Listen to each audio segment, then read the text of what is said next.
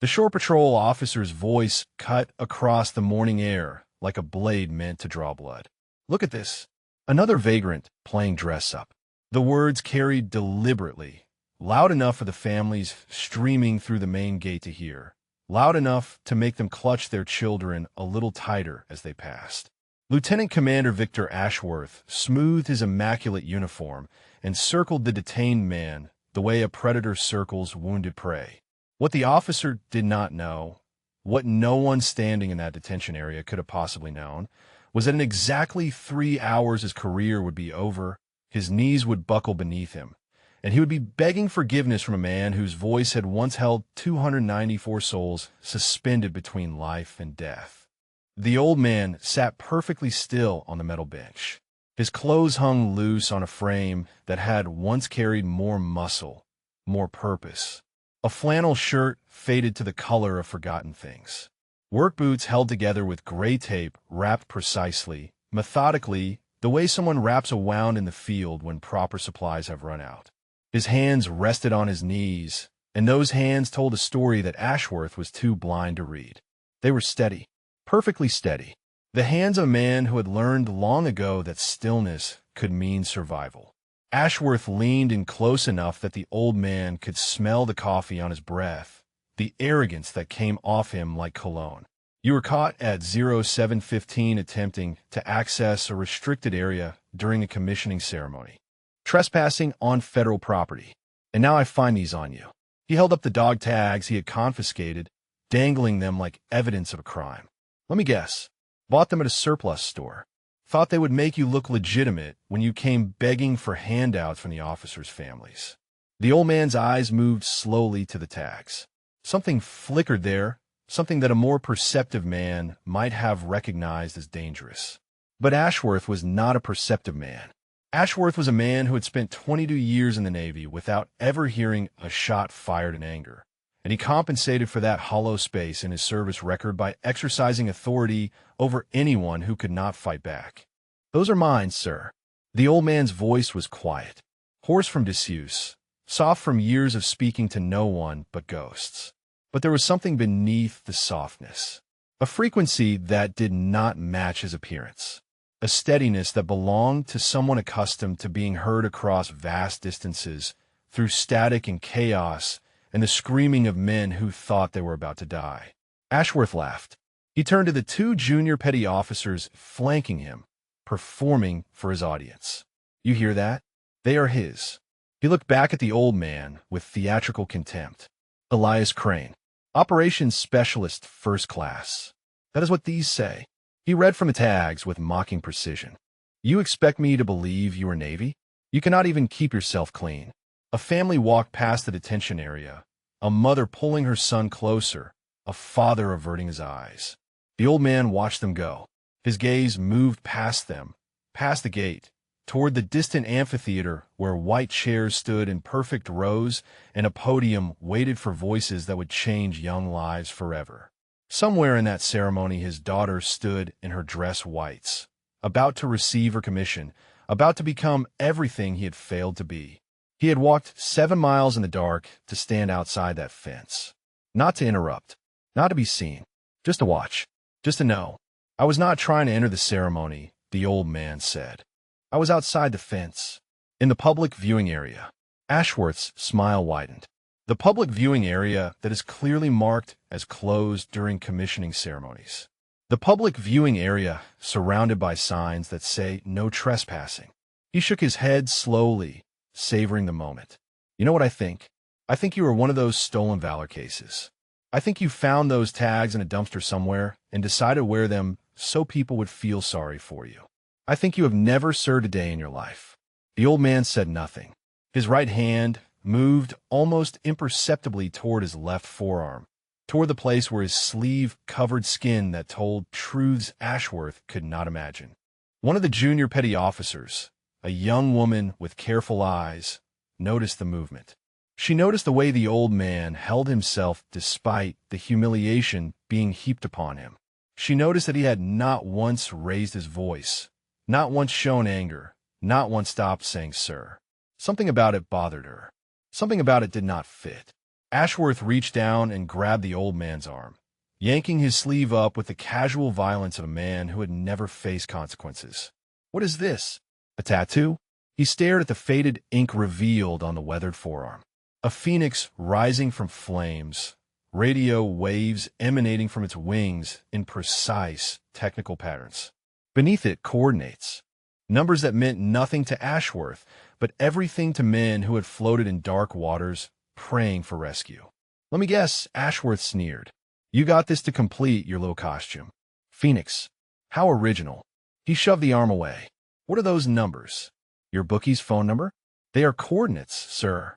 The old man's voice had not changed. Still quiet. Still respectful. Still that strange frequency beneath the surface. 26 degrees, 14 minutes north. 56 degrees, 50 minutes east. Ashworth rolled his eyes. "And what happened at those coordinates? You found buried treasure?" The old man looked up at him then. Really looked. And for just a moment, the shore patrol officer felt something shift in his stomach. Something that whispered he had made a mistake he did not yet understand. 294 people lived, sir. 7 people died. And I have carried their names every day since. Ashworth recovered quickly, burying his unease beneath fresh contempt. Say the sob story for someone who believes it. He turned to the junior officers. Process him for trespassing. And when you are done, I want those tags logged as evidence of potential stolen valor. We are going to make an example of this one. The young female petty officer hesitated. "Sir, maybe we should verify his service record before we pursue stolen valor charges. If he actually served and we accuse him publicly, it could reflect poorly on the command." Ashworth's face reddened. "Are you questioning my judgment, petty officer Chin? Look at him. Does he look like he served? Does he look like someone who saved 294 lives?" He turned back to the old man with renewed venom. "Tell you what, when we pull up your record and it comes back empty, I'm going to personally escort you off this base in front of everyone attending that ceremony. Let them see what happens to liars who dishonor real veterans." The old man's gaze drifted again toward the distant amphitheater. The ceremony would begin in less than 2 hours. His daughter would stand there in her whites, taking an oath he had once taken himself in a different lifetime, becoming part of something he had given everything to and then walked away from. She did not know he was here. She did not know he had watched every milestone from the shadows for 6 years. And if Ashworth had his way, she never would. But somewhere on this base, moored at the pier in gleaming gray, sat the USS Resolute. And aboard that destroyer were men and women who remembered a night when the sky had filled with fire and a voice on the radio had talked them through hell itself. They remembered a call sign spoken through static and chaos. They remembered the calm that voice had carried when calm meant the difference between life and death. Phoenix would have brought them home once, and before this morning ended, they would discover he had been among them all along. The detention room smelled of industrial cleaner and stale coffee. For walls painted the gray of bureaucratic indifference. A single window looked out toward the pier where the USS Resolute sat in morning light, her hull gleaming, her crew preparing for the ceremony that would make new officers of young men and women who still believed the world made sense. Elias sat alone now. Ashworth had gone to file his paperwork, to build his case, to prepare the public humiliation he had promised. The junior petty officers had been dismissed to other duties.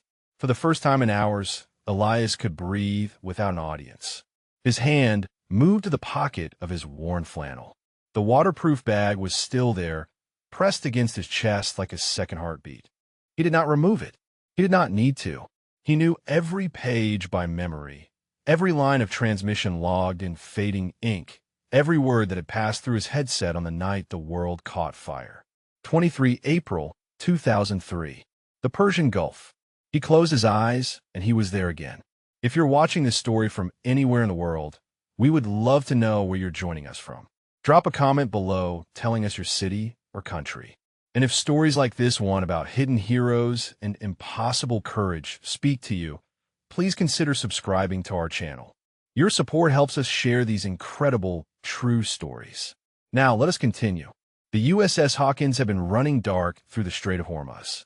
No running lights. Emissions reduced to whispers. 294 souls aboard a destroyer, threading the needle between hostile coastlines, where radar installations tracked every shadow on the water. Elias had been in the Combat Information Center, headset pressed to his ears, monitoring frequencies that carried the breathing of an entire task force. Beside him sat Jonas Webb, his partner, his brother in everything but blood. Jonas had been telling a joke, something about a sailor and a mermaid. Elias could not remember the punchline anymore. He had spent 21 years trying to remember that punchline, and it was gone forever, buried under everything that came after. The first missile had announced itself as a bloom on the radar. Then another. Then 6 more. Inbound vampires, Elias had called into his headset. Bearing to Savenzaro, range 15 miles, speed 600 knots. All hands brace for impact. The words had come out steady. Training taking over when the mind wanted to scream. He had spoken coordinates and vectors and evasion recommendations while the ship heeled hard to starboard, while the Closian weapons systems spun up with their mechanical shriek, while men who had been sleeping seconds before scrambled to battle stations with terror in their eyes. The first impact had thrown him from his chair. The second had killed the lights. The third had torn a hole in the forward compartment and sent seawater rushing into spaces where men were trapped. Jonas had pulled him up. Blood was running down Jonas's face from a gash above his eye, but he was grinning, still grinning. That was Jonas. The world could be ending, and he would find something to smile about. Radios still up, Jonas had shouted over the alarms. You are still transmitting. Keep talking. I will handle damage control. And Jonas had gone. He had squeezed Elias's shoulder once, hard, the way he always did before something difficult, and he had disappeared into the smoke and the screaming. Elias had kept talking. He had called in their position to Fleet Command. He had coordinated with the air assets, scrambling from carriers 200 miles away. He had relayed damage reports and casualty counts and ammunition status. He had been the voice of the Hawkins when the Hawkins had no other voice. 47 minutes into the engagement, the 5th missile had found the compartment where Jonas was directing firefighting efforts. Elias had heard it happen, had heard the explosion through the bulkhead, had felt the deck shudder, had known with the certainty of a man who knows his own heartbeat that something irreplaceable had just been destroyed. But he had kept talking. Coordinates, vectors, rescue frequencies. For 14 hours he had sat in that chair with Jonas's blood drying on his uniform, with the screams of wounded men echoing through the passageways, with the ship slowly dying around him. He had talked until the helicopters came. He had talked until the rescue swimmers pulled survivors from the water. He had talked until the last living soul was accounted for. 287 saved, 7 lost. Jonas among them. They had found Jonas in the wreckage of the forward damage control station. He had been trying to seal a breach when the missile hit. He had died doing what he always did, taking care of others before himself. In the detention room at Naval Station San Diego, 21 years later, Elias opened his eyes. His cheeks were wet. He had not realized he was crying. He reached up and touched the dog tags hanging beneath his shirt. 2 sets. His own, and the ones they had recovered from Jonas's body. He had carried both ever since. Some weights were not meant to be set down. The door opened. Petty Officer Chun stepped inside with a clipboard and a careful expression. She was trying to look professional, but her eyes kept moving to him with something that might have been doubt about her commanding officer's judgment. I need to complete your processing paperwork, she said. Name and date of birth for the record. Elias Crane. November 3rd, 1963. She wrote it down. Current address? He almost smiled. The question meant something different to men who slept in tents. No fixed address. Chun hesitated. Her pen stopped moving. She looked at the worn fabric of his clothes, the careful way he held himself, the steady hands that had not trembled even under Ashworth's assault. Something was bothering her. He could see it working behind her eyes. The coordinates on your tattoo, she said quietly. I'll look them up while Lieutenant Commander Ashworth was filing his report. Those coordinates are in the Strait of Hormuz. Elias said nothing. There was an engagement there, she continued. 2003, a destroyer was attacked. Multiple missiles. Heavy casualties. She paused. The official report mentioned a Combat Information Center operator who maintained communications for 14 hours under fire.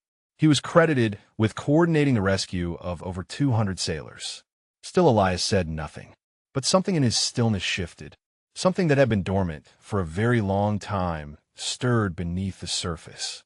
The report did not include his name, Chun said.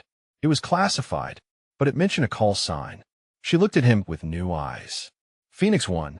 Outside the window, the USS Resolute sat gleaming in the morning sun.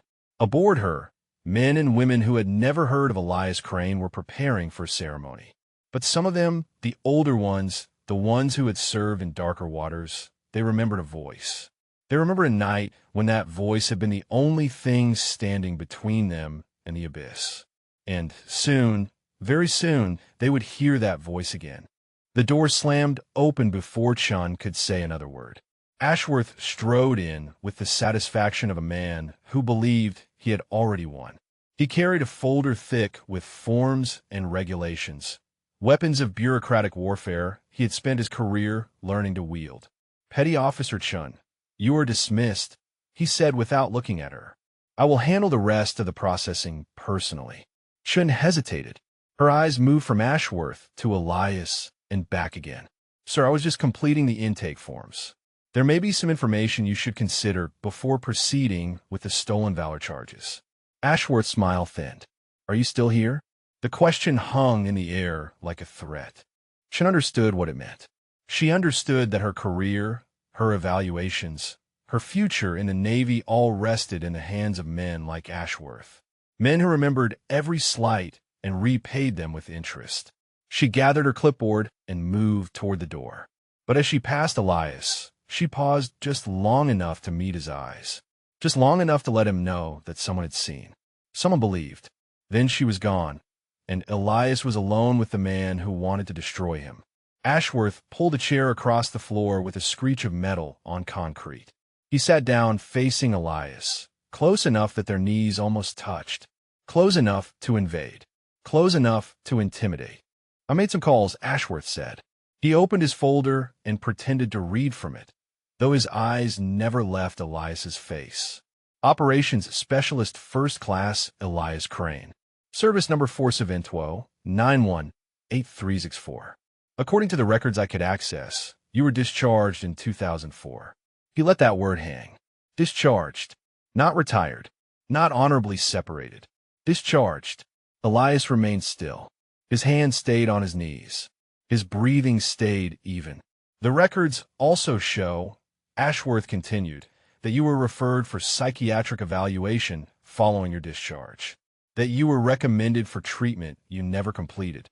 That you disappeared from the VA system entirely less than 6 months after leaving the service." He leaned forward. "You want to know what that tells me?" Elias did not answer. "It tells me you cracked." Ashworth's voice carried the particular cruelty of a man who had never been tested and therefore believed he never would crack. "It tells me you could not handle whatever you saw, so you ran away. It tells me you've been living on the streets, feeling sorry for yourself while real veterans get on with their lives." He shook his head with theatrical disappointment. "And now you show up here, at a commissioning ceremony of all places, probably hoping to guilt some young ensign into giving you money." The accusation landed like a blow Elias could not block. Not because it was true, but because it was close enough to the truth to draw blood. He had cracked. He had run. He had spent 21 years drowning in guilt and whiskey in the faces of men he could not save. But he had not come here for money. He had come here for Marin. "I asked you a question earlier," Ashworth said. He reached into the folder and withdrew Elias's dog tags, holding them up between 2 fingers like contaminated evidence. "You never answer it properly. Where did you really get these?" "They were issued to me," Elias said quietly. 1982. Boot Camp. Great Lakes, Illinois. Barracks 47. Ashworth snorted. Anyone could look that up. He stood abruptly and moved to the window, gazing out at the pier where the Resolute sat waiting. "You know what I see when I look at that ship? I see 22 years of service. I see promotions earned. I see a career built on discipline and order and respect for the uniform." He turned back to Elias. "And then I look at you. and I see everything the Navy is not. A group of sailors in dress whites walked past the window, heading toward the amphitheater. Young faces, eager faces, faces that had not yet learned what the world could take from them. Elias watched them pass and thought of Marin. She had looked like that once. Eager, unbroken, before her mother died, before he left. Ashworth returned to his chair. He was enjoying himself now. The performance was building toward its climax, and he wanted to savor every moment. Here is what is going to happen, he said. In approximately 90 minutes, the commissioning ceremony will conclude. Families will stream back through the main gate. New ensigns will be heading to their first duty stations. And you will be standing in handcuffs at the gate, escorted by shore patrol, with a sign around your neck that says what happens to men who steal valor from real heroes. He smiled. Metaphorically speaking, of course. We do not actually use signs. But everyone will know. Everyone will see. Elias looked at him for a long moment. Something in his eyes had changed. The resignation was still there, the acceptance of whatever punishment the world wanted to heap upon him. But beneath it, something else was stirring. Something that remembered how to fight. I have never claimed to be a hero, Elias said. His voice was still quiet, but the frequency beneath it had shifted. Stronger now, more present. The men who died were heroes. Jonas Webb was a hero. I was just the voice on the radio. Ashworth laughed. Jonas Webb. Let me guess, your imaginary war buddy. The one who died tragically while you survived. He made a dismissive gesture. I have heard 100 of these stories. They are always the same. Always a dead friend. Always a guilt complex. Always an excuse for why you ended up on the streets instead of in a VA program like a normal person. Outside, a formation of sailors marched past in perfect synchronization. Their footsteps echoed through the window like a heartbeat, like the footsteps of ghosts from a ship that had nearly died 21 years ago. Elias reached up slowly and touched the place where his dog tags hung beneath his shirt. 2 sets of tags, 2 lives intertwined, one still breathing, one preserved only in memory and metal, and the coordinates inked forever into skin. Jonas Webb, he said, and his voice had found something it had lost long ago. Petty Officer Second Class. Service number 472 88327. Born March 15, 1975 in Duluth, Minnesota. Died April 23, 2003, in the forward damage control station of the USS Hawkins. He saved 11 men before the missile found him. 11 men who went home to their families because Jonas Webb decided their lives mattered more than his own. Ashworth's smile flickered, just for a moment, just long enough to suggest that somewhere beneath his arrogance, some small instinct was beginning to whisper that he had made a terrible mistake. But the moment passed, the smile returned, and Ashworth leaned forward with renewed venom. "Prove it," he said. "Prove any of it. Because right now, all I see is a homeless man with a good memory for details he probably read in a book." And in that moment, as if the universe itself had decided to answer, a sound drifted through the window. A sound from the pier. A sound from the USS Resolute. A bosun's whistle. The arrival of flag officers. The beginning of something Ashworth could not control. The bosun's whistle faded into the morning air, but its echo remained in Elias's chest. Flag officers meant admirals. Admirals meant ceremony. Ceremony meant Marin was one step closer to becoming Ensign Crane, and he was one step closer to missing it entirely. Ashworth had gone to the window, distracted by the activity on the pier. Elias used the moment to close his eyes and let himself sink back into memory. Not the fire this time. Not the missiles. Something older. Something that still had warmth in it. Jonas had been the one who introduced him to Rebecca. Summer of 1995. A bar in San Diego not 3 miles from where Elias now sat in detention. Jonas had dragged him out for drinks after a deployment, insisting that Elias needed to stop talking to radar screens and start talking to actual human beings. Rebecca had been sitting at the end of the bar with a book, ignoring every sailor who tried to buy her a drink. "She will never talk to you," Jonas had said with that grin of his. "She has turned down 6 guys already." Elias had walked over anyway. Not because he was confident, Because Jonas had bet him $20 he would not even try. He had not tried a pickup line. He had simply asked what she was reading. It was a collection of poetry by someone he had never heard of. She had looked up at him with eyes that seemed to see through every wall he had ever built, and she had said, "Most sailors ask about the drink. You asked about the book. Sit down." They were married 14 months later. Jonas was the best man. Maren was born 2 years after that, and Elias had held his daughter in the hospital room and sworn to whatever God might be listening that he would never let anything hurt her, that he would always be there, that he would be the father his own father had never been. Promises. The world was built on promises that men could not keep. Rebecca had understood the deployments. She had understood the long silences when he came home with things in his eyes that he could not speak aloud. She had raised Maren during the months when Elias was somewhere in the Pacific or the Gulf, and she had never once complained. She had been the strongest person he had ever known. The cancer found her in 2017. Pancreatic. Stage 4 by the time they caught it. The doctors gave her 6 months, and she fought for 8 because Rebecca never did anything the easy way. She fought until her body could not fight anymore. And then she had gathered Elias and Maren to her bedside, and she had made them promise to take care of each other. Elias had held her hand while she died. He had felt the moment when her grip went slack, when the warmth began to fade, when the woman who had saved him from himself slipped away into whatever came next. And then he had shattered. Not immediately. At first he had held it together for Maren. He had planned the funeral. He had sorted through Rebecca's belongings. He had sat at the kitchen table answering sympathy cards with handwriting that grew shakier with each passing day. But the nights were impossible. The bed was too empty. The house was too quiet.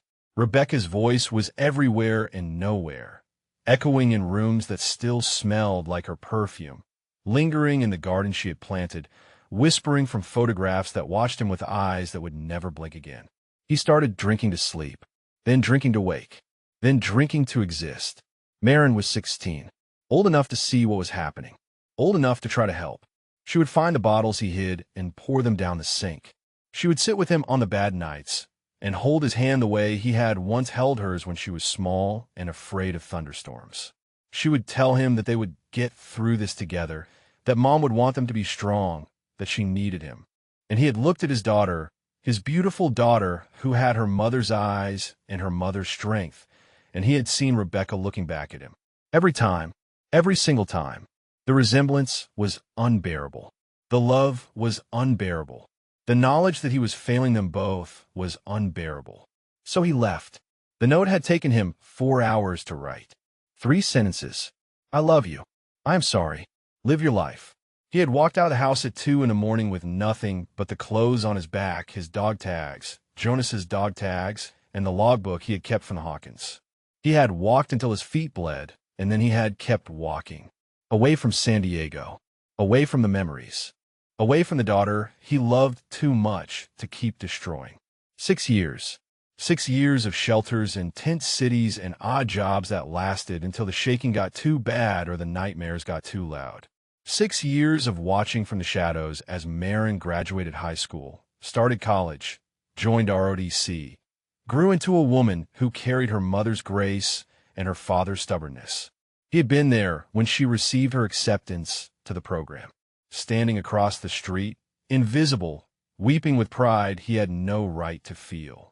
He had been there when she was selected for officer candidate school, watching from a bus stop bench, close enough to see her smile when she opened the letter. And now he was here, 300 yards from the ceremony where his daughter would become an ensign. Close enough to hear the music when the band started playing. Close enough to imagine her face when they called her name. But not close enough to let her see what her father had become. Ashworth's voice cut through the memory. He had turned from the window and was staring at Elias with fresh suspicion. "You're crying," Ashworth said. He made it sound like an accusation, like weakness, like proof of everything he believed about the man in front of him. Elias reached up and touched his cheek. His fingers came away wet. He had not realized. "My daughter is being commissioned today," he said quietly. It was the first time he had spoken those words aloud to anyone in 6 years. "She does not know I am here. She does not know I am alive." I just wanted to see her. One more time. Ashworth stared at him. For a moment, just a moment, something flickered in the officer's eyes. Something that might have been human. Something that might have recognized the weight of what Elias had just confessed. Then it was gone.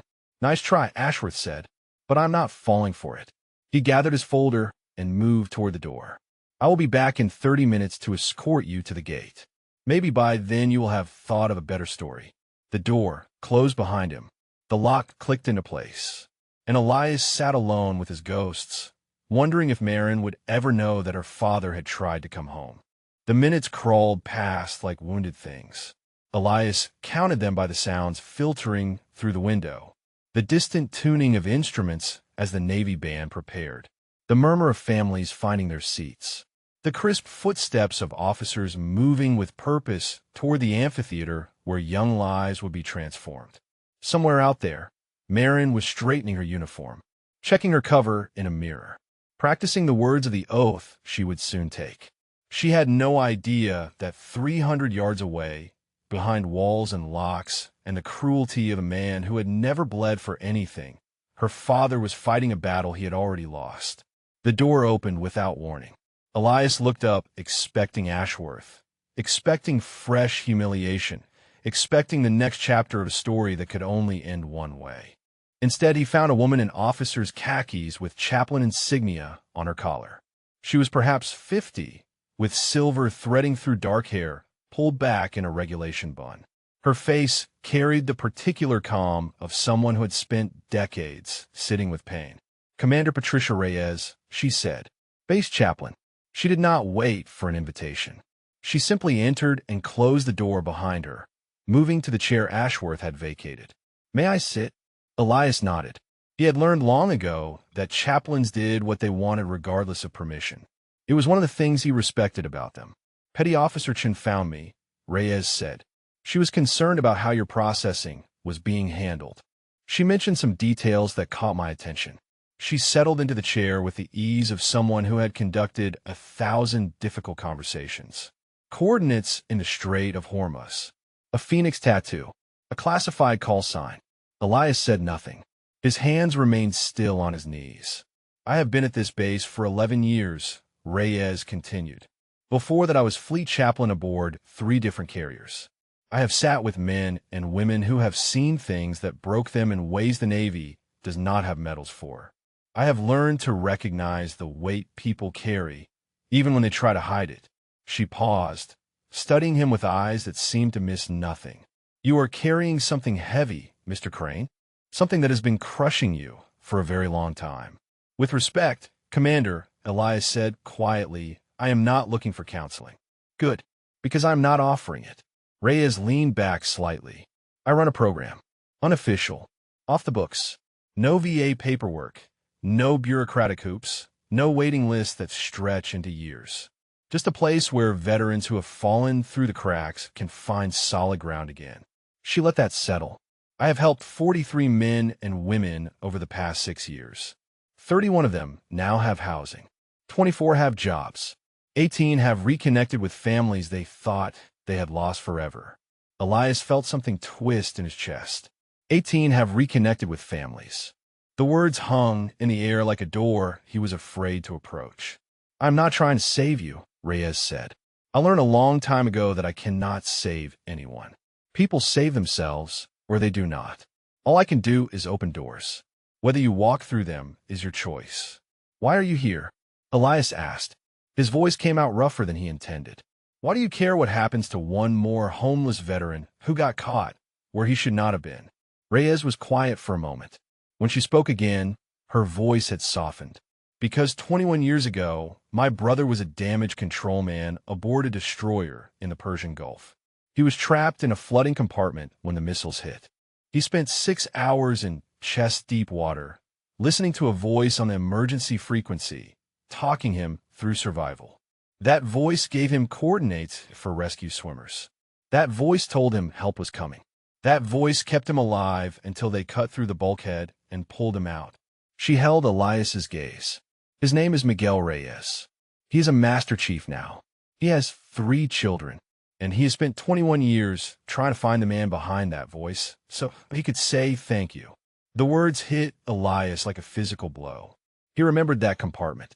Remembered the damage reports coming in, the desperate transmissions from men trapped in spaces filling with water. Remembered talking for hours to voices he could not see, voices that belonged to men who might already be dead, voices he kept answering because stopping meant giving up on them. He had not known any of their names. He had not wanted to know.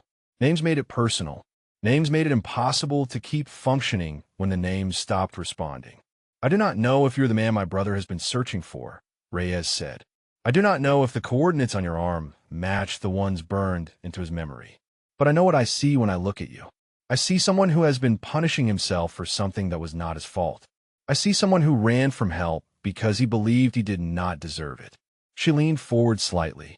I see someone who came to watch his daughter from a distance because he loves her too much to burden her with what he has become. Elias flinched. The accuracy of her words cut deeper than any of Ashworth's insults. How did you know about my daughter? Chin is thorough, Reyes said simply. She found the connection in the commissioning roster. Ensign Maren Crane, scheduled to receive her commission in approximately 45 minutes. She paused. Your daughter chose the Navy, Mr. Crane. Despite everything, despite losing her mother, despite losing you, she chose to serve. Elias closed his eyes. The pride he felt was overwhelming. The grief was worse. I cannot see her, he said. His voice broke on the words. Look at me. Look at what I have become. She deserves better than this. She deserves to remember her father as he was, not as he is. Reyes shook her head slowly. You know what I have learned from 18 family reunions? Not one of them cared about what their loved one looked like. Not one of them cared about the years lost or the mistakes made. They only care that they were alive. They only care that they came back. She stood and moved toward the door, but she paused before opening it, turning back to face him one last time. Lieutenant Commander Ashworth will return soon. He intends to make a public spectacle of you, to parade you past the ceremony as an example. She held his gaze. But I have made some calls of my own. There are people on this base who remember the Persian Gulf. People who remember a voice that brought them home. And some of them are very interested in meeting the man behind that voice. She opened the door. The choice is yours, Mr. Crane. You can let Ashworth define you, or you can finally stop running. Then she was gone, and Elias sat alone with a decision that terrified him more than any missile ever had. Through the window, the first notes of the Navy hymn began to drift across the base.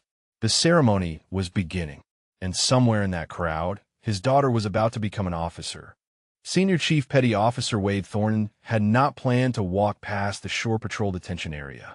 His route to the amphitheater should have taken him along the main promenade, past the Memorial Garden, through the visitors' gate where families were streaming in with cameras and flowers. But something had pulled him off course, a feeling he could not name. A restlessness that had been building since the Resolute docked that morning. 21 years. 21 years since the worst night of his life, and the memory had never faded. It lived in his bones. It surfaced every time he heard static on a radio, every time he smelled smoke, every time the ocean turned dark and cold. He had been 18 years old. Seaman Apprentice Thornton, fresh out of boot camp, so green he still got lost on his own ship. When the missiles hit, he had been in his rack, dreaming about a girl back home whose name he could no longer remember. The explosion had thrown him to the deck. The second explosion had knocked out the lights. The third had opened a hole in the hull that sent him tumbling into water, so cold it stopped his heart for a full beat. He had surfaced in darkness, oil slick on the water, fires burning somewhere above, screaming from directions he could not identify. He had been certain he was going to die. And then the voice had come. It had crackled through the emergency frequency on his waterlogged radio, calm and steady as a lighthouse beam cutting through fog. All personnel in the water, this is Phoenix 1. Help is inbound. Swim toward the following coordinates. Rescue swimmers will reach your position in approximately 47 minutes. Stay calm. Stay together. You're going to make it. Thornton had swum. For 6 hours he had swum, clinging to debris, fighting hypothermia, watching shipmates succumb to exhaustion and slip beneath the waves. And through all of it, That voice had kept talking, giving updates, adjusting coordinates, calling out encouragement to men whose names it did not know. Swim toward my beacon. You're almost there. Help is coming. Do not give up. Thornton had lived because of that voice. 43 others had lived because of that voice. And he had spent 21 years wondering who it belonged to. Now he walked past the detention area, pulled by instinct rather than reason, and he heard something that stopped him dead in his tracks. A voice, muffled by walls and doors, but unmistakable. A voice reading numbers, coordinates, the same cadence, the same frequency, the same impossible calm. Thornton's hand shot out and grabbed the wall for support. His legs had gone weak. His heart was slamming against his ribs like it wanted to escape. It cannot be. After all these years, it cannot possibly be. He moved closer to the detention area door. Inside, he could hear another voice, louder, aggressive. An officer barking questions. And beneath it, answering with quiet precision, the voice from his nightmares and his salvation. Thornton pulled out his phone. His hand was shaking so badly he nearly dropped it. He found a contact he was looking for and pressed call. The phone rang twice before a gruff voice answered. Senior Chief Thornton, I hope you're not calling to tell me you will be late to the ceremony. Admiral Cross, Thornton said. His voice cracked. He did not care. Sir, I need you to come to the Shore Patrol detention area. Right now. A pause. I am about to address 300 people, Senior Chief. This had better be important. Sir. Thornton swallowed hard. I think I found Phoenix 1. The silence on the other end of the line stretched for 3 heartbeats. 4. 5. Do not let him leave, Admiral Cross said. His voice had changed completely. All ceremony, all formality stripped away. I am on my way. The line went dead. Inside the detention room, Elias had no idea what was happening beyond the walls. He only knew that Ashworth had returned, angrier than before, demanding answers to questions that had no safe responses. I spoke with the ceremony coordinator, Ashworth was saying. He paced the room like a caged predator. Ensign Maren Crane, graduating top of her class, daughter of a Navy veteran, according to her file. He spun to face Elias. Except her file says her father is deceased. Died in 2018. So either the Navy's records are wrong, or you're lying about being her father too. Elias felt the words like a knife between his ribs. Deceased. Maren had told them he was dead. She had rather claimed him as a ghost than admit he had abandoned her. I never said I was dead, he managed. No, you just let her believe it. Ashworth's smile was cruel. What kind of father does that? What kind of man walks away from his own child and lets her think he is in the ground? The kind who thought she would be better off. The words came out barely above a whisper. The kind who looked at her and saw her mother and could not bear it. The kind who was so broken he believed his absence was a gift. Ashworth laughed. A gift. You abandoned your daughter and you call it a gift. He shook his head. You are even more pathetic than I thought. The Shore Patrol radio on Ashworth's belt crackled to life. Lieutenant Commander Ashworth, this is the main gate. We have a flag officer approaching your position. Rear Admiral Cross. He is requesting immediate access to your detainee. Ashworth's face went pale. He snatched the radio from his belt. Say again, main gate. Did you say Rear Admiral Cross? Affirmative, sir. Admiral Cross from Destroyer Squadron 7. He says it is urgent. Ashworth looked at Elias with new eyes. Confusion warring with the first flickers of fear. What did you do? Who did you call? I did not call anyone, Elias said. And for the first time in hours, something like hope flickered in his chest. I have been sitting in this room the entire time. The door burst open. Senior Chief Thornton stood in the doorway, chest heaving, eyes wild. Behind him, Petty Officer Chun hovered with an expression caught between terror and vindication. Thornton stared at Elias. His gaze moved over the worn clothes, the weathered face, the hands that rested still and steady on tired knees. Then his eyes found the forearm where Elias's sleeve had ridden up. The Phoenix. The coordinates. The radio waves spreading like wings. And Senior Chief Petty Officer Wade Thornton, 20-year veteran of the United States Navy, fell to his knees. Phoenix 1, he said. The words came out broken, barely audible, choked with 2 decades of unshed tears. I knew your voice. I knew at the moment I heard it through the door. He looked up at Elias with eyes that held oceans of memory. You told me to keep swimming. You told me help was coming. You saved my life. Ashworth stood frozen, mouth open, the color draining from his face as the foundation of his cruelty began to crack beneath him. And somewhere in the distance, growing closer with every second, came the sound of footsteps moving with the urgency of a man who had waited 21 years for this moment. Elias stared at the man kneeling before him. Senior Chief Thornton. The name meant nothing. The face meant nothing. But the tears streaming down weathered cheeks, the trembling shoulders, the broken voice repeating Phoenix one like a prayer, those meant everything. This was what he had been running from. Not the memories of fire and death. Not the weight of the 7 he could not save. He had been running from this. From the possibility that he had mattered. That his voice had reached through chaos and pulled people back from the edge. That somewhere in the world, men and women were alive because of 14 hours he could barely remember through the haze of grief and guilt. Please, Elias said. His own voice cracked. Please get up. Thornton shook his head. He remained on his knees, looking up at Elias with eyes that held 2 decades of searching.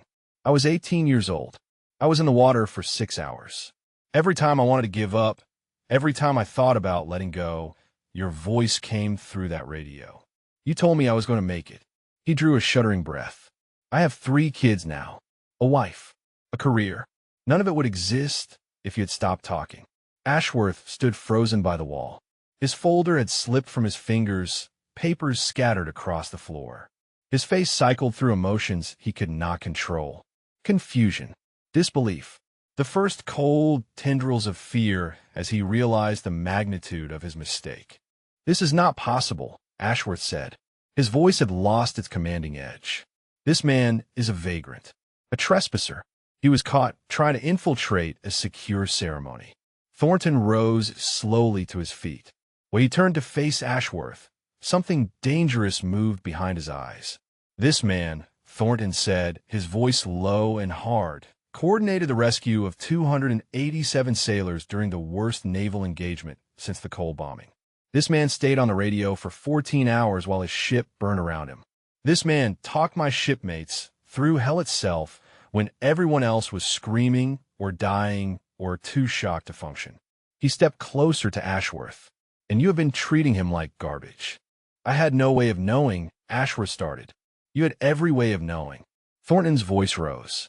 You had dog tags. You had a service number.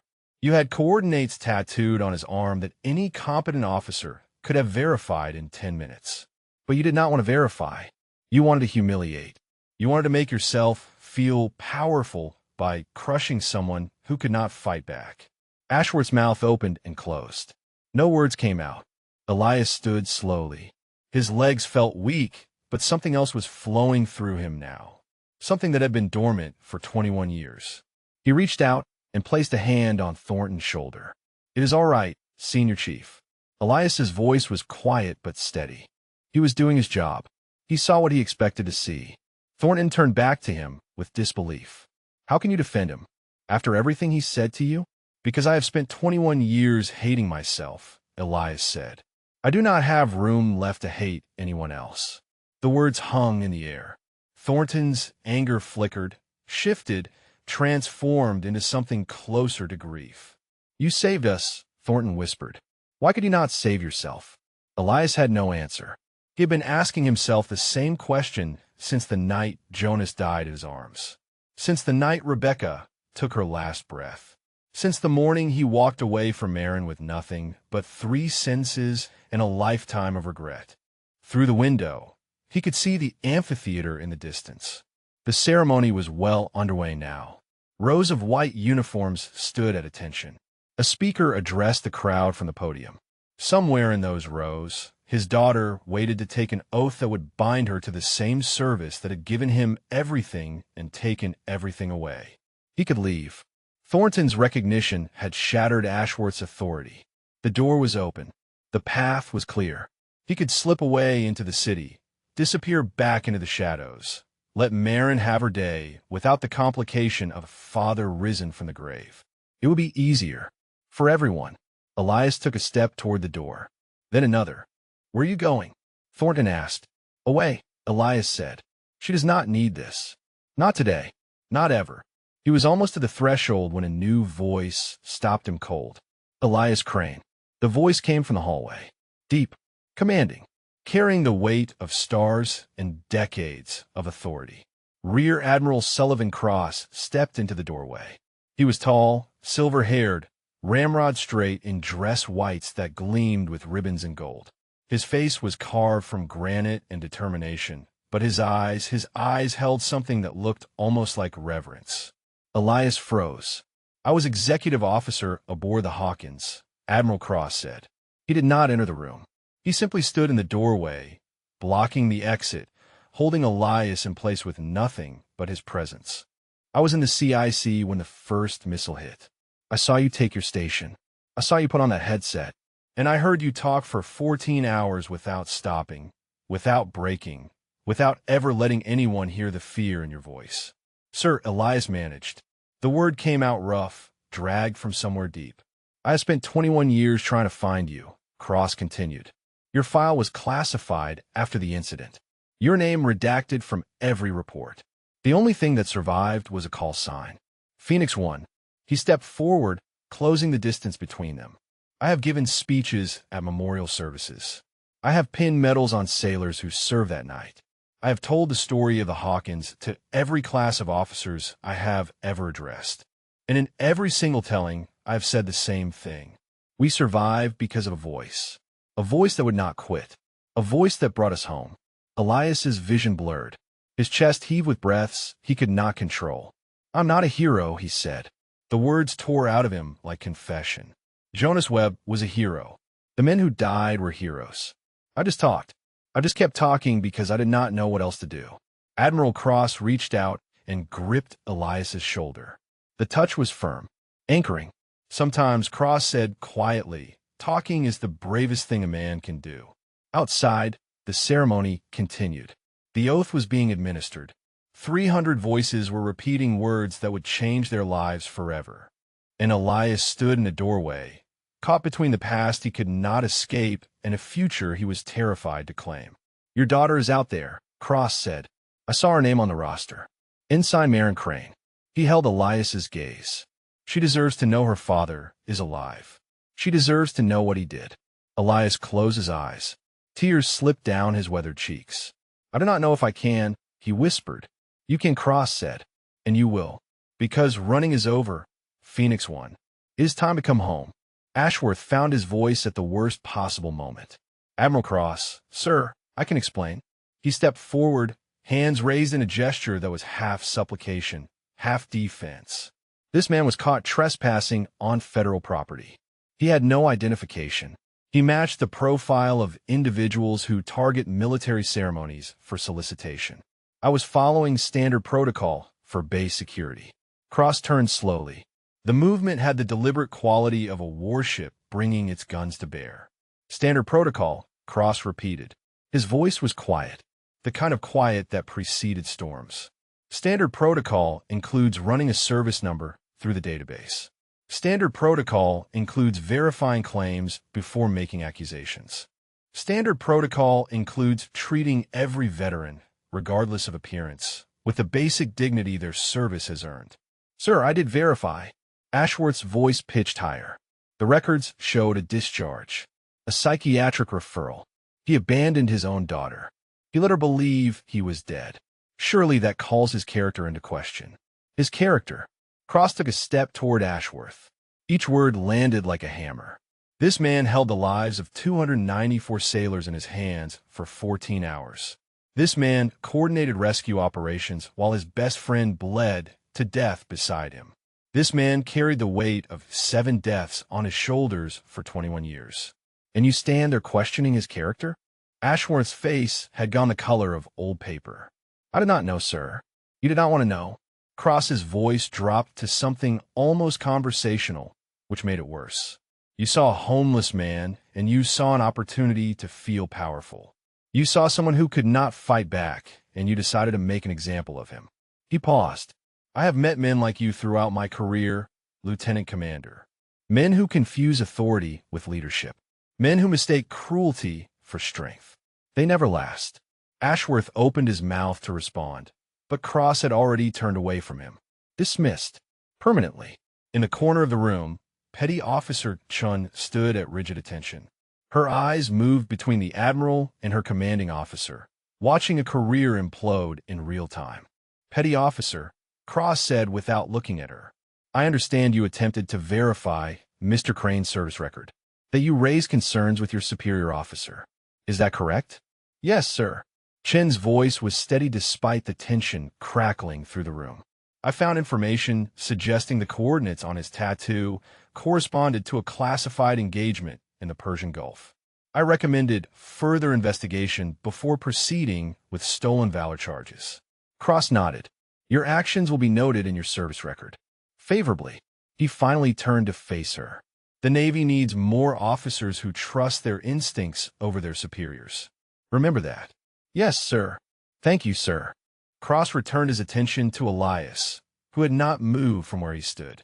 The old man's eyes were fixed on the window, on the distant amphitheater where his daughter's future was being sealed with oaths and traditions. You are afraid, Cross said. It was not a question. Elias nodded slowly. Terrified, sir. Of what? Of seeing her face when she realizes what I became. Elias's voice was barely audible. Of watching her remember the father she lost and compare him to the man standing in front of her. Of disappointing her one more time. Cross moved to stand beside him at the window. For a long moment, neither man spoke. They simply watched the ceremony unfold in the distance. White uniforms bright against the green lawn, the flag rippling in the morning breeze.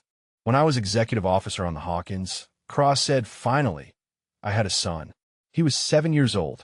I missed his birthday that deployment. I missed his first Little League game. I missed the school play where he was the lead. He paused.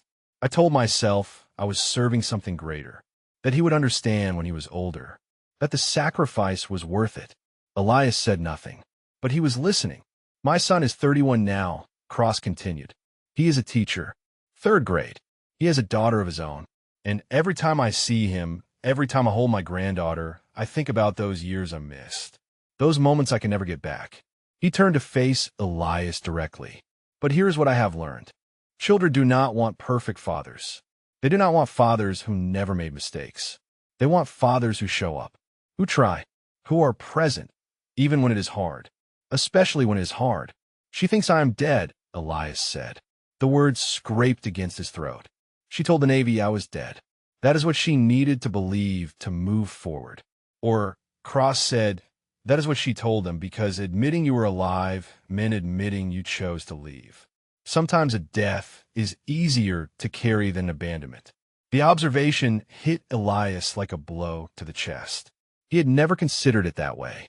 He had assumed Marin had given up on him, had written him off, had found peace in believing he was gone. But what if it was the opposite? What if the lie was a wound she carried because the truth was too heavy?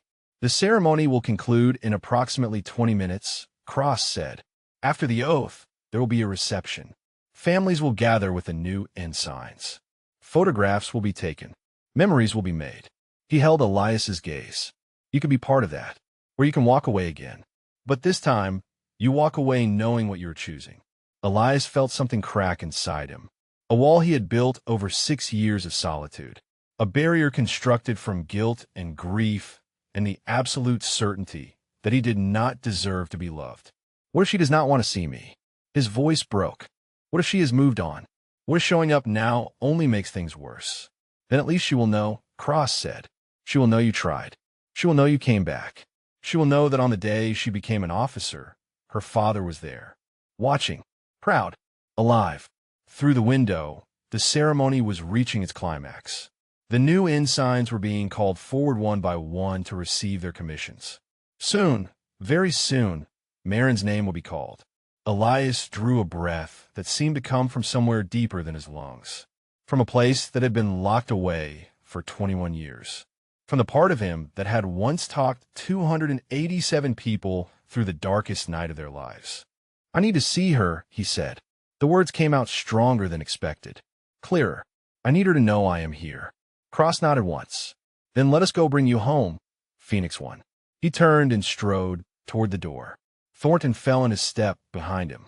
Chun followed, her face set with determination. And Elias Crane, who had been running for 6 years and hiding for 21, took his first step toward his daughter. They moved through the base like a formation with a mission. Admiral Cross in the lead, his dress whites cutting a path through anyone who might think to question their progress. Senior Chief Thornton at his flank, radiating the coiled intensity of a man protecting something sacred. Petty Officer Chun bringing up the rear, her hand resting on a radio in case interference appeared. And in the center, Elias Crane, walking on legs that felt borrowed, breathing air that tasted like fear and hope in equal measure. Sailors they passed stopped and stared. Word was spreading. Elias could see it in their faces, in the whispers that followed their procession, in the way eyes widened and heads turned. The base was a small world.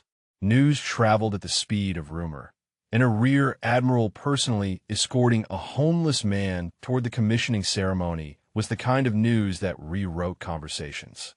They were 50 yards from the amphitheater when the shore patrol radio on Chen's belt crackled to life. "All stations, this is main gate. Be advised, Lieutenant Commander Ashworth is requesting security backup to the commissioning ceremony.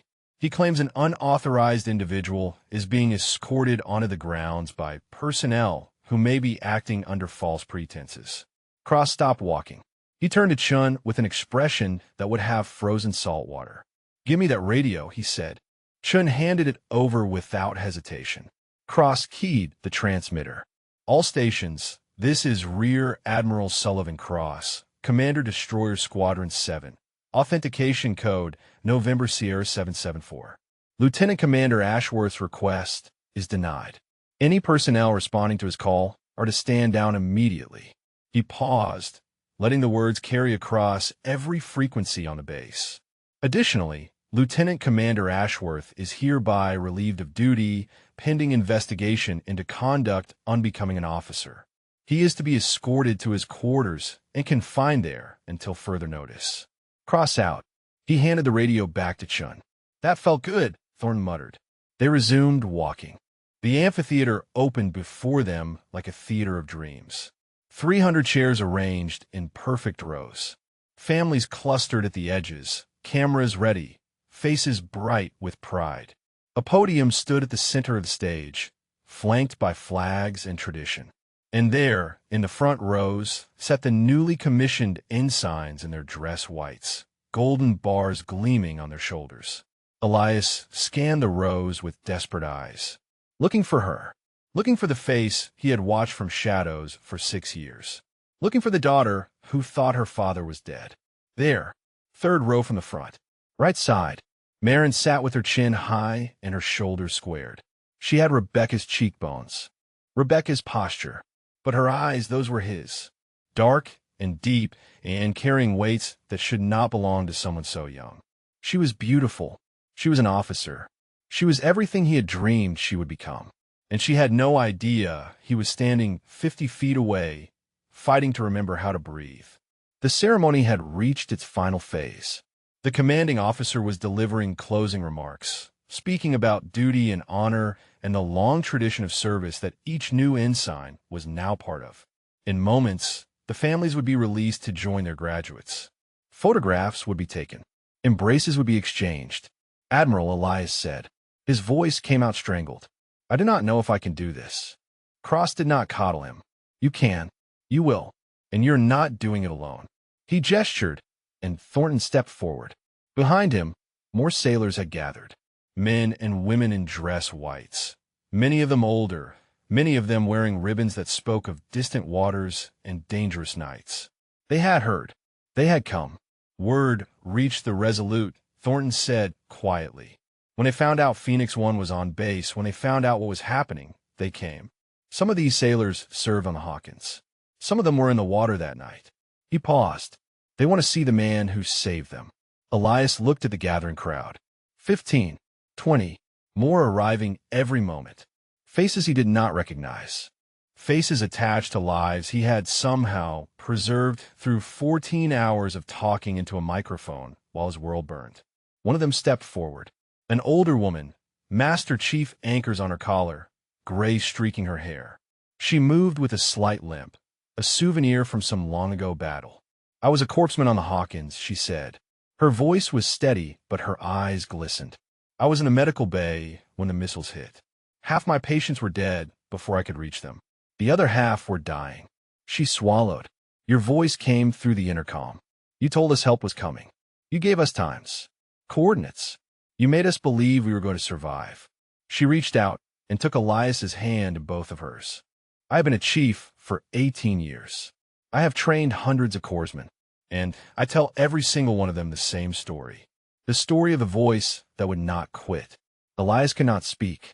His throat had closed around a grief he had carried for 2 decades. Another sailor stepped forward, then another, each one with a story, each one with a memory, each one with tears they were not ashamed to shed. "You talked my brother through shock until the medics reached him. You gave my damage control team the coordinates to find a trap compartment. You told me my wife would see me again, and she did, because of you." The voices washed over Elias like waves, like absolution, like a truth he had spent 21 years denying. He had mattered. He had made a difference. The voice he had given that night had echoed through decades, through lives, through families that existed because he had not stopped talking. The ceremony ended. The commanding officer dismissed the assembly. Families surged forward to embrace their new officers. And in the third row, Ensign Marin Crane stood and turned to scan the crowd for a family she believed would not be there. Her eyes moved across the gathering, past the clusters of parents and siblings, past the photographers and well-wishers. And then they found him. They found the worn flannel shirt, the weathered face, the eyes that matched her own. They found her father. For a single eternal moment, neither of them moved. The world contracted to the space between them. 20 feet, 6 years, a lifetime of silence. Then Marin's hand flew to her mouth. Her cover fell from her head unnoticed, and a sound escaped her that was half sob, half scream, half prayer. "Dad?" The word carried across the amphitheater like a signal flare, and Elias Crane, who had run from everything he loved, took his first step toward home. Marin ran. She did not walk. She did not maintain the composure expected of a newly commissioned officer. She ran like a child who had just seen a ghost become flesh, like a daughter who had buried hope so deep she had forgotten where to find it. Her dress, shoes slipped on the grass. Her cover lay abandoned 3 rows back. The golden ensign bars on her shoulders caught the sunlight as she pushed through the crowd, past startled families, past fellow graduates who called her name in confusion. "Dad! Dad! Dad!" The word tore from her throat with each stride. An incantation, a desperate prayer, finally answered. Elias moved toward her. His legs, which had felt so uncertain moments before, now carried him with purpose. The distance between them shrank. 20 feet, 15, 10. They collided in the space between the amphitheater and the gathered Hawkins survivors. Marin's arms locked around him with a force that drove the breath from his lungs. She buried her face in his chest, in the worn flannel that smelled of streets and shelters and years of wandering, and she wept. Elias wrapped his arms around his daughter, his little girl who was not little anymore, his child who had grown into an officer while he watched from shadows. He held her the way a drowning man holds a lifeline, and for the first time in 6 years, he let himself break completely. "I thought you were dead." Marin's voice came out muffled against his chest. "I'll look for you." For 2 years I looked. I hired a private investigator. I searched every shelter in California. She pulled back just enough to look at his face, her eyes red and streaming. "Where were you? Where did you go?" "I was here." The words scraped out of him. "I was always here, watching. I saw you graduate high school. I saw you get your ROTC acceptance. I was at the bus stop across the street." He touched her face with trembling fingers. "I saw everything, sweetheart. I just could not let you see me." "Why?" The question held 6 years of anguish. "Why would you do that?" Why would you leave us and then stay close enough to watch? Because I was broken. Elias's voice cracked on the confession. Because after your mother died, I looked at you and saw her face. Because I thought my leaving was a gift. Because I believed you deserved better than what I had become. Maren shook her head fiercely. You were wrong. Her hands gripped his arms as if she was afraid he might disappear again. You were so wrong. I needed you. I needed my father. Not a perfect father. Not a fixed father. Just you. Just my dad. Around them, the crowd had gone quiet. Families who had been rushing to embrace their own graduates now stood still, watching. The Hawkins survivors formed a loose circle, bearing witness. Admiral Cross stood at the perimeter with his hands clasped behind his back, his face carved from granite and grief and something that looked like hope. I am sorry. The words felt inadequate, pathetically small against the enormity of what he had done. Maren, I am so sorry. I failed you. I failed your mother. I have spent 6 years knowing I failed and being too much of a coward to come back and face it. Maren pulled him close again. Her shoulders shook with sobs that would not stop. I joined the Navy because of you. Her voice was barely a whisper. I thought if I served, if I became an officer, maybe somehow you would know. Maybe somehow you would be proud. Maybe somehow it would bring you back. The revelation hit Elias like a physical blow. She had chosen this path for him. She had built her entire future on the hope that it might reach him wherever he had gone. I was always proud of you, he said. Every single day. Even when I was sleeping under bridges and hating myself, I was proud of you. Admiral Cross stepped forward. His movement drew eyes, drew attention, commanded the silence that had fallen over the gathering. Ensign Crane, he said, his voice carried across the amphitheater with the authority of decades. I owe you an explanation. I owe you the truth about your father. Maren looked up, her arms still wrapped around Elias. She did not let go. On April 23, 2003, Cross continued. The USS Hawkins was attacked in the Strait of Hormuz. Multiple missile strikes. Heavy casualties. Your father was the Combat Information Center operator on watch that night. When the attack began, he took his station, and for 14 hours he did not leave it. The Hawkins survivors shifted. Some of them had tears on their faces. Some of them had begun to stand at attention without being ordered. Your father coordinated the rescue of 287 sailors, Cross said. He maintained communications when every other system had failed. He talked rescue swimmers to survivors in the water. He relayed damage reports that allowed us to save compartments we would otherwise have lost. He did all of this while his best friend bled to death beside him. Maren turned to look at her father, her eyes wide, her face transformed by understanding.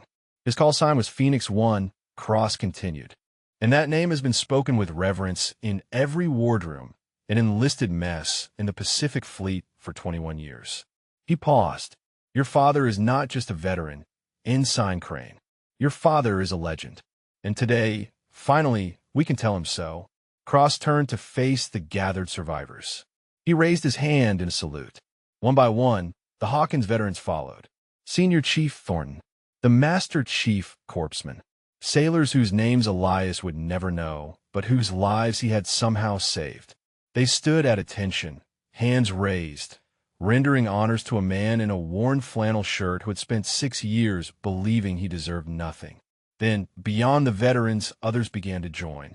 Families in civilian clothes who had heard the story spreading through the crowd. Fellow ensigns who had just received their commissions. Base personnel who had gathered to watch. One by one, they rose to their feet. The applause started somewhere in the back. It spread like fire through dry grass, building, crescendoing, becoming something that shook the air and rattled the flags. Maren looked up at her father with tears streaming down her face. You saved all of them, she whispered. Elias shook his head. His own tears fell freely now, dropping onto the collar of his flannel shirt. I cannot save everyone, he said. 7 of them died. Jonas died. Your mother died.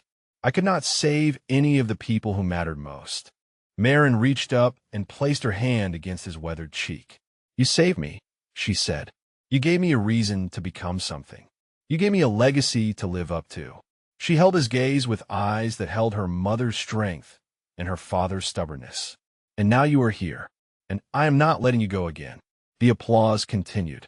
The salutes held, and Elias Crane, who had believed himself beyond redemption, stood in the center of the world he had tried to leave behind and finally let himself be found. The applause faded slowly, reluctantly, as if the crowd was unwilling to let the moment end. Families began to drift back toward their graduates. Cameras emerged. Photographs were taken. But the energy had shifted. Something sacred had happened here, and everyone who witnessed it carried a piece of it away. Admiral Cross approached Elias and Marin with Commander Reyes at his side. The chaplain's eyes were red, but her smile held the warmth of a mission accomplished. "There are matters we need to discuss," Cross said. His voice had softened from command to something more personal. "Your service record, Mr. Crane. Your benefits. The recognition you should have received 21 years ago." Elias shook his head. "I do not need recognition, sir. Need has nothing to do with it." Cross reached into his jacket and withdrew a small velvet box. "This has been waiting in a Pentagon vault for 2 decades, classified along with everything else from that night. The paperwork was processed, the medal was struck, but no one could find you to present it." He opened the box. Inside, resting on white satin, lay a Navy cross. The blue and white ribbon seemed to glow in the morning light. The medal itself bore the weight of sacrifice and valor that words could never capture. Marin's hand flew to her mouth. "For extraordinary heroism in combat," Cross said formally, while serving as Combat Information Center operator aboard USS Hawkins during enemy attack in the Persian Gulf. Petty Officer First Class Elias Crane maintained continuous communications for 14 hours under hostile fire, coordinating rescue operations that resulted in the survival of 287 personnel. His courage, composure, and devotion to duty reflected the highest traditions of the United States Naval Service. Cross lifted the medal from a box. He did not pin it on Elias's flannel shirt.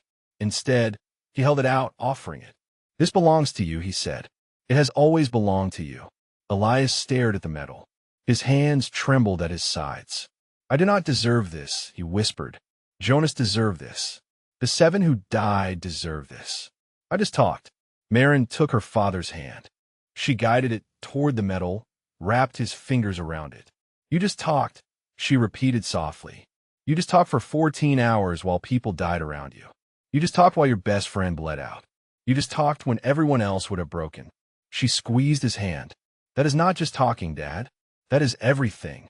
Elias looked down at the medal in his palm.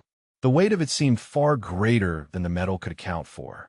It carried 21 years of silence, 21 years of guilt, 21 years of believing he had failed when he had actually saved. Behind them, a commotion stirred near the amphitheater entrance. Voices raised. A figure in khakis being escorted by 2 shore patrol officers.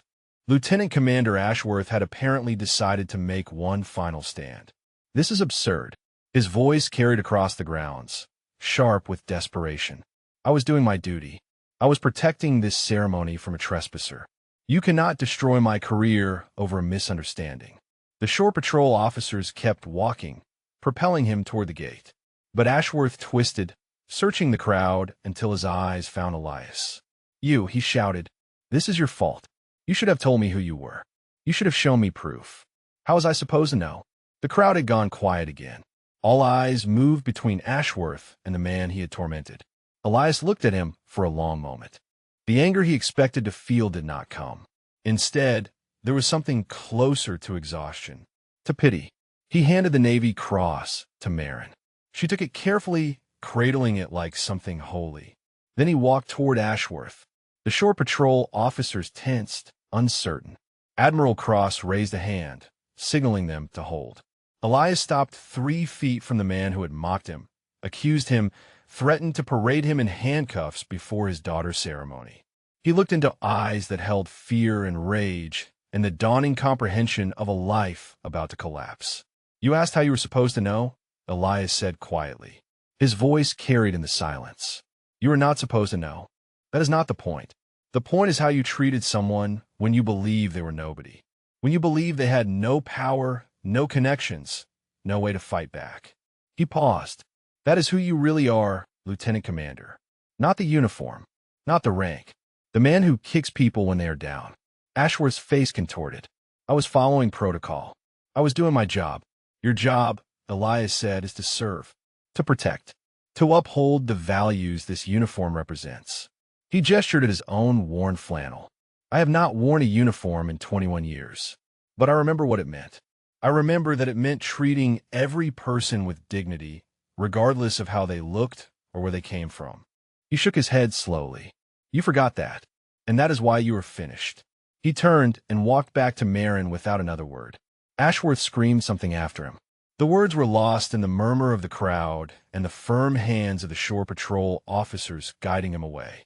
Marin took her father's arm as he returned. She leaned into him, her head resting against his shoulder. That was kinder than he deserved, she said. Kindness is not about what people deserve, Elias replied. It is about who you choose to be. Commander Reyes stepped forward. Her eyes held the same warmth they had carried in the detention room. But now there was something else. Satisfaction. Completion. My brother is on his way, she said. Miguel, the one who survived the flooding compartment. He was stationed in Yokosuka, but when he heard you had been found, he requested emergency leave. He will be here in 3 days. She smiled. He has been waiting 21 years to meet you. Elias nodded slowly. The thought of meeting another survivor, of seeing another face attached to a life he had preserved, filled him with something he barely recognized. Hope. Admiral Cross rejoined them. The reception is continuing inside. Food, photographs, the usual traditions. He looked at Elias with an expression that held respect and something deeper. You're welcome to join. As a guest of honor. Elias looked down at his worn clothes. His boots held together with tape. The grime of streets still visible on his hands. I'm not exactly dressed for a reception, sir. Cross smiled. The first genuine smile Elias had seen from him. Phoenix one, he said, you could show up in a bathrobe and every officer in that room would still stand at attention. He gestured toward the reception hall. Your daughter just received her commission. Go celebrate with her. That is an order. Marin squeezed her father's arm. She looked up at him with eyes that held no judgment, no disappointment, no reservation. Come on, Dad, she said. I want to introduce you to my friends. I want to tell them about the man who talked 287 people through hell.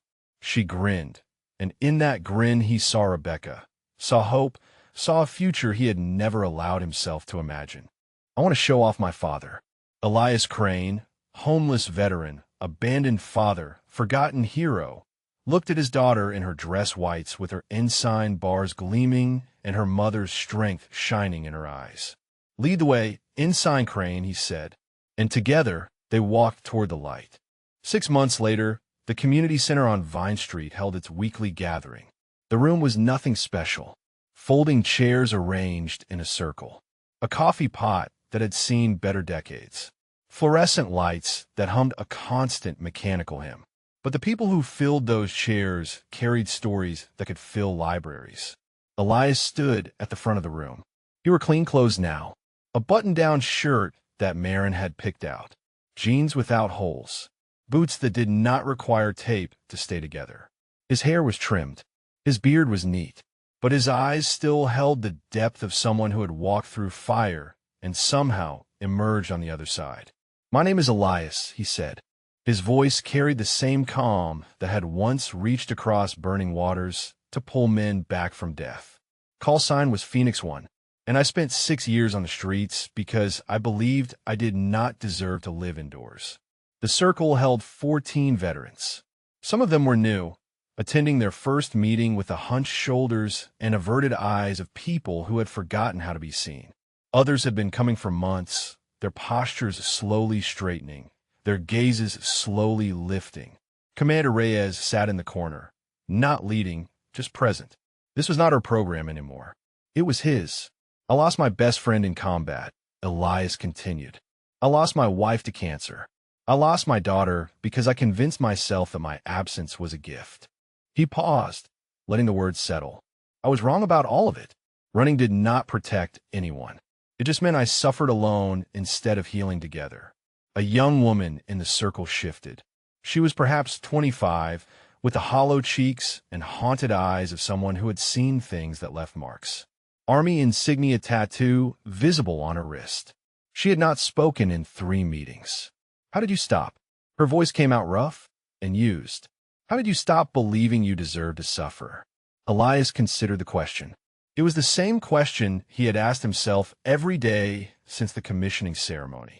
The answer was still taking shape. I did not stop believing it, he said finally. Not completely. Some days I still wake up and the guilt is there, waiting for me like an old friend. He met her eyes. But I learned something. I learned that what I believe about myself is not always the truth. I believed I was worthless.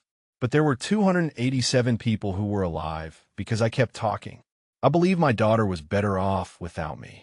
But she joined the Navy hoping I would find out and come back. He shook his head slowly. My beliefs were lies I told myself to justify running. The truth was different. The truth was that people needed me. And I needed them. The young woman's eyes glistened. She looked down at her hands. I have a son, she said quietly. He is 4. I have not seen him in 8 months. His father has custody because I could not keep it together after my 3rd deployment. She swallowed hard. I tell myself he is better off, that I am too broken to be his mother. Elias walked across the circle. He pulled a chair close to hers and sat down, bringing himself to her level. What is your name? Specialist Diana Ruiz. She paused. Diane. Diane, Elias said gently. I spent 6 years watching my daughter from bus stops and parking lots because I believe the same thing you believe. And when she finally found me, do you know what she said? She said she did not need a perfect father. She did not need a fixed father. She just needed her dad. Diane's tears spilled over. She did not wipe them away. Your son needs his mother, Elias continued. Not a perfect mother. Not a healed mother. Just you. Present. Trying. That is enough. That is everything. The room was silent. But it was a different kind of silence than the one that had filled the detention room 6 months ago. This silence held connection. Understanding. The shared recognition of people who had walked through darkness and were learning to trust the light. After the meeting, Elias stood outside the community center. The evening air was cool and clean. Stars were emerging overhead, the same stars he had slept beneath for 6 years, but they looked different now. Less like witnesses to his shame, more like old friends keeping watch. Footsteps approached. He did not need to turn to know who it was. Good meeting, Marin said. She came to stand beside him, her navy uniform crisp, her ensign bars catching the streetlight. Diane stayed after to talk to Commander Reyes. I think she is going to call her son tomorrow. Elias nodded. It was a start. Starts were what mattered. Miguel called today, Marin continued. He wants to know if you will speak at the Hawkins Memorial next month. The 22nd anniversary. Elias was quiet for a moment. The memorial, the place where the names of the 7 were carved into stone. The place he had avoided for 21 years because seeing those names meant admitting he had not saved everyone. I will speak, he said finally. It is time. Marin slipped her hand into his. The gesture was simple, automatic, the kind of touch that belonged to families who had found their way back to each other. Mom will be proud of you, she said. You know that, right? Elias felt the familiar ache in his chest. It would never fully disappear. He understood that now. Rebecca's absence was a wound that had become part of him, woven into who he was. But wounds could heal. Scars could become reminders of survival rather than symbols of failure. I think about her every day, he said. I talk to her sometimes. Tell her about the meetings, about you, about how the world looks different when you stop running from it. What does she say back? Elias smiled. The expression still felt unfamiliar on his face, but it was coming easier now. Week by week, day by day. She says, keep going, he replied. She says the work is not finished. She says there are more people out there who need someone to talk them through the dark. Marin leaned her head against his shoulder. They stood together in the starlight, father and daughter, officer and veteran, 2 people who had lost everything and found each other again. If this story moved you, if it reminded you that second chances are possible, that heroes can be found in the most unexpected places, please subscribe to our channel. And right now on your screen, you will see another incredible story waiting for you. Click it, watch it, and remember that every person you pass on the street has a story. Some of them might just be legendary. Thank you for watching. Inside the community center, the lights were going off one by one. But Elias did not move. He was not ready to leave. He was not ready to stop feeling the weight of his daughter beside him, the cool air on his face, the sense that he was exactly where he was supposed to be. Still transmitting, he whispered to the stars, still trying to bring them home. And somewhere in the darkness, he could almost hear Jonas laughing, could almost hear Rebecca humming, could almost feel the hands of 287 people he would never meet, reaching across time to say thank you. Phoenix 1 had risen from the ashes, and this time he was staying.